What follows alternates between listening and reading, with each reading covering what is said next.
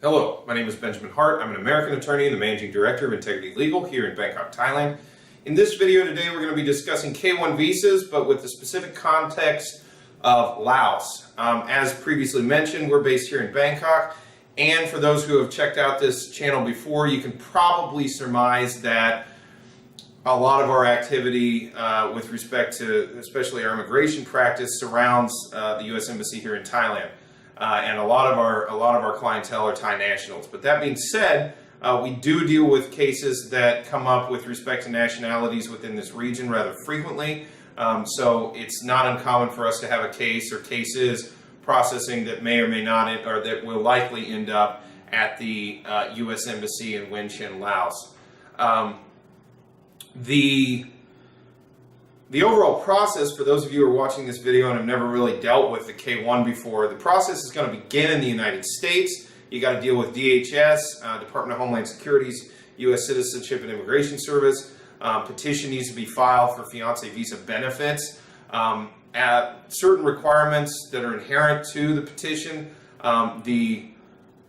with some exceptions, the couple needs to have met within 2 years of the initial filing for K-1 visa benefits, and they have to physically have met in person at least once within 2 years of the filing.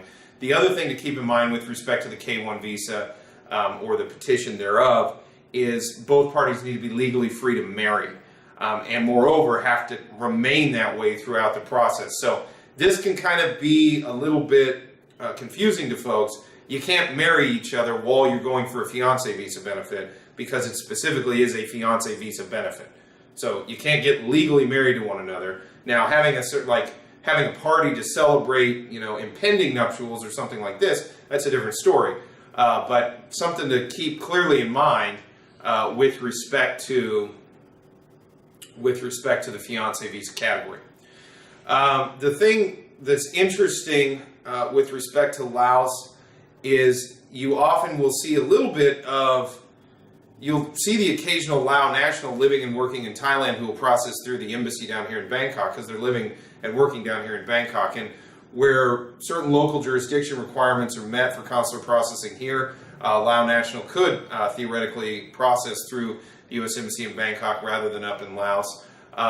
Depending on the circumstances of the given case, that may or may not be more or less convenient for the applicant in question. But that being said, presumptively, consular processing jurisdiction is based on the nationality of the applicant. So if they're a Lao national that happens to live in Thailand but would prefer to process up in Laos, that's certainly acceptable and they can go ahead and do that.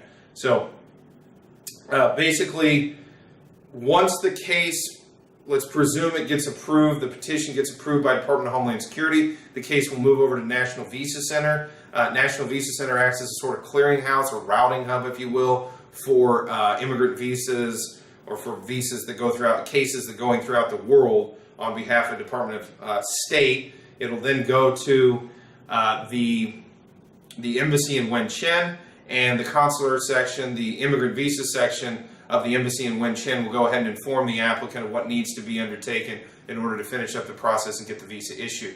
It should be noted, it's a rather interesting aspect of the K-1 visa in that it's considered a dual intent travel document. And the reason that this is interesting is because as a dual intent travel document, it's a non-immigrant visa category, but for practical purposes, for consular processing purposes, it's treated as if it was an immigrant visa category. So that's something to sort of keep in mind. And once the applicant obtains their K-1 visa, they can go to the United States within the window of time for the expiration of the underlying visa. And then once they arrive in the United States, they can go ahead and remain in the U.S. lawfully for 90 days.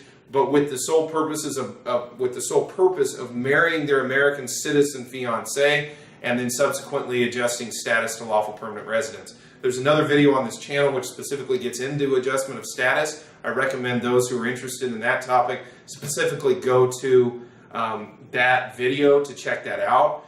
But suffice it to say, once one has adjusted to lawful permanent residence and green card status, that's effectively sort of the end of the process in a way.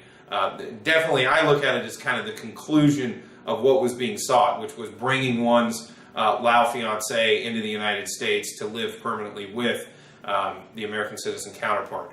So to sum up, the thing to keep in mind with respect to how this process works, it starts at the Department of Homeland Security, proceeds to the National Visa Center, and then finally ends up at the consular section of the U.S. Embassy in Vientiane or Vientiane, Laos.